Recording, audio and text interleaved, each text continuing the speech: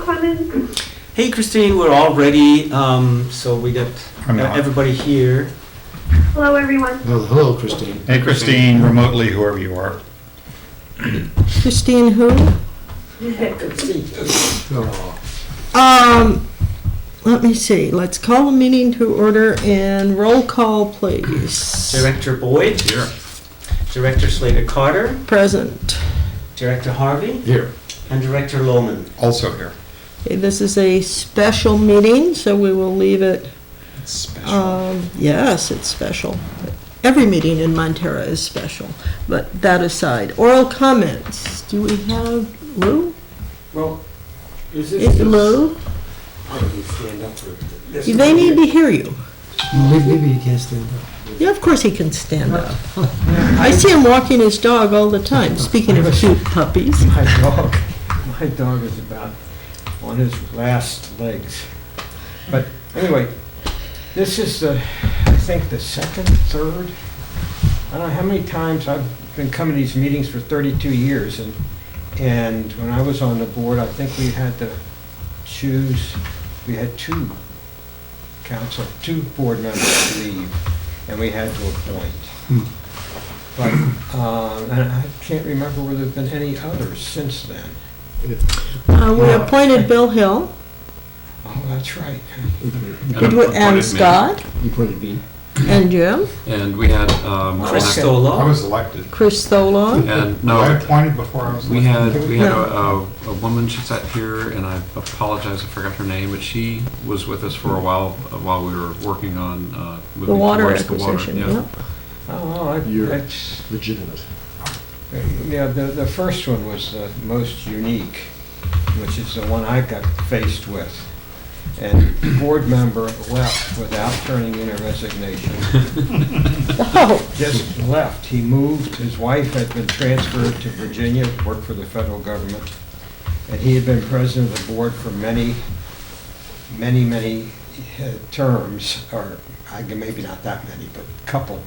And he got into a fight with Joan Briotti when she was counsel to this board Wow, really? over the fact that he wanted to be both the manager and the president of the board. oh no. And she convinced him finally that that couldn't happen. And so we fired her and we got David Schricker. Oh, well, that was a good move. Not that Okay, but then it took us almost 2 months to convince the other two board members that he was not coming back, that he had moved out, he had sold his house, he was not coming back to this board, and we had to get going on appointing a new one, or... This was like in 1985? No, before that, 83. No, it's 87 I got on board, so it's 88. Oh, wow, okay. Yeah, and we finally convinced them, the other two members of the board, that he was not coming back, and yes, we would have let out the announcement that we needed a board member, and then got several to volunteer. I think we got 2 to volunteer, and Joan Briotti and I pulled a fast one, I think, on our other 2 board members. We tended to support somebody that we didn't want, and they jumped to the other one. And so there was a 4-0 vote. Got in. And, That's politics. And do you remember who that was? And that you that's how selected? Mark Weigahaupt got on the board. He was for the Ah. water. Oh, Mark Weigahaupt. Ouch. Wow. Yeah. Yes, well, interesting. As always, no consent agenda, no public hearing, no consent agenda, no old business. So our new business is review and possible action concerning vacant position for board of directors. Thanks, Kathleen. So we received a notification from Eric Marshall that he would resign from the board of directors October 16, and that was effective immediately. Now that creates a vacancy on the board, and now the board's decision is tonight to either fill the vacancy by appointment or calling a special election, and that all has to happen within 60 days. That puts us to December 16. We notified the county elections office of the vacancy as required within 15 days of the vacancy. So they're in the loop. So here we have now two different paths. If the board should decide to fill the vacancy by appointment, the person appointed will hold the office until the next district election cycle. That is because the vacancy occurred within the first 130 days. And at least 130 days before the next general district election, excuse me.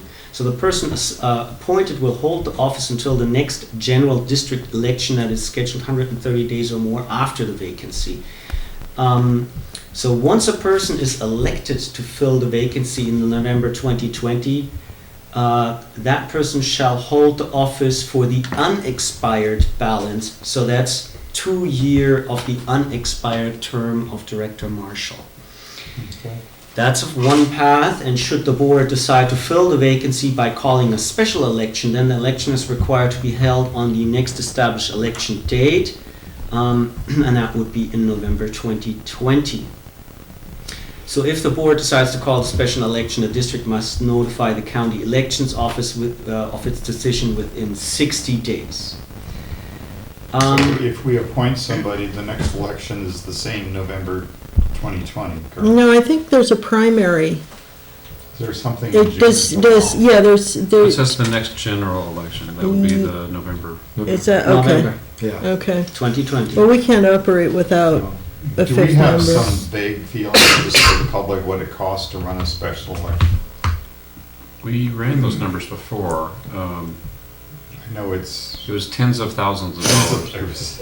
Yeah, Okay, I just wanted to put that out. Okay, thanks. So in short, I mean, if the board chooses appointment, we have to put a notice out, and that's 15 days prior to making the appointment. That's why we're sitting here tonight, so that allows to utilize the meeting on November 21st. If the board fails to make the appointment or call a special election within the time required, County Board of Supervisors may make the appointment prior to 90 days after the vacancy occurred. So our recommendation is to decide how to fill the vacancy, either by appointment or calling by special election.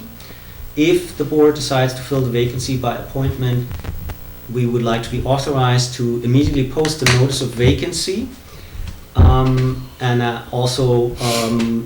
That's our usual 3 places out here on the post offices, also district website, Half Moon Bay Review. We then we should then fill the vacancy before December 16, 2019. So with the next regular scheduled meeting, we have a regular scheduled meeting on December 5, I believe, coming up. And I would like to point out that the notice in the packet, I wasn't able to change the notice in time. We have a corrected notice that correctly shows that the remaining time is until, if an appointment is made, that the person will serve until the next general district election in November 2020.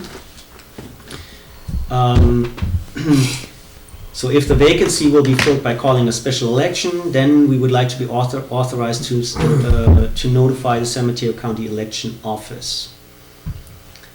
So, yeah, that's. do we have concludes the staff comments report. from the audience, Lou? Seeing none, Did you accept Board? the motion? I would accept a motion. I move Do we want to have fill discussion? the vacancy by an appointment and authorize Clemens to post the notices as he discussed. Do we have a second? I second the motion. Okay, we have a second and a third. All those in favor, say aye. Aye. Opposed? Abstentions? Motion carries unanimously. Moving right along, future agendas. We will discuss that on Thursday. We have no closed section. We don't need to report out on closed session. Woo-hoo, we can adjourn in record time. 10 minutes or 5 minutes, actually. 5 minutes.